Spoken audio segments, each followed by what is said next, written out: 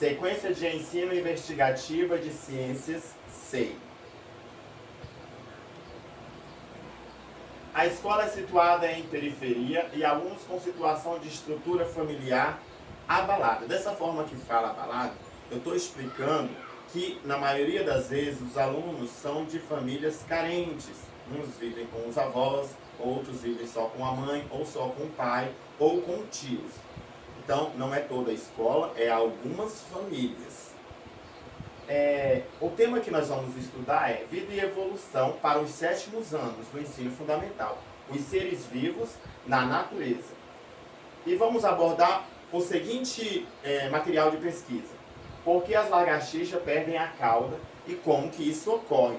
Por que eu estou usando esse tema? Pelo fato de que alunos com curiosidade de saber por que algumas lagartixas em suas casas não têm a cauda e outras têm a cauda. Então, partindo desse princípio, vamos explicar como ocorre esse processo de soltura da cauda. Pode passar. O objetivo geral: compreender como ocorre o processo de soltura da cauda do animal, como também o porquê que isso ocorre. A curiosidade do aluno não é só saber que o animal perde ou não a cauda, ele também quer saber como ocorre essa perda da cauda da lagartixa. Pode passar o próximo. O objetivo específico: utilizar um animal lagartixa vivo para explicar que o animal solta a cauda como forma de defesa, ao se sentir ameaçado.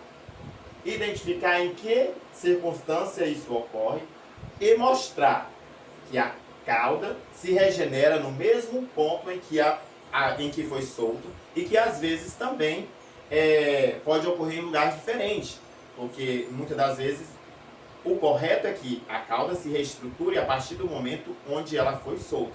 Mas dependendo se foi acidente ou alguma coisa, ou alguma presa, algum animal conseguiu pegar a lagartixa e ela não conseguiu soltar a cauda ou soltou a cauda e ao mesmo tempo o animal comeu outro pedaço e ela conseguiu se salvar, isso muito raramente acontece e acaba que nasce em locais diferentes. Pode passar para a próxima slide.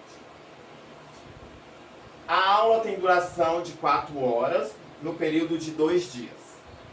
A introdução, como vocês podem ver, vocês sabiam que alguns animais se camuflam e que outros trocam de pele e que até mesmo mudam de cor? Essa é uma introdução para que o aluno se sinta com vontade e curiosidade de querer aprender. Pode passar para o próximo.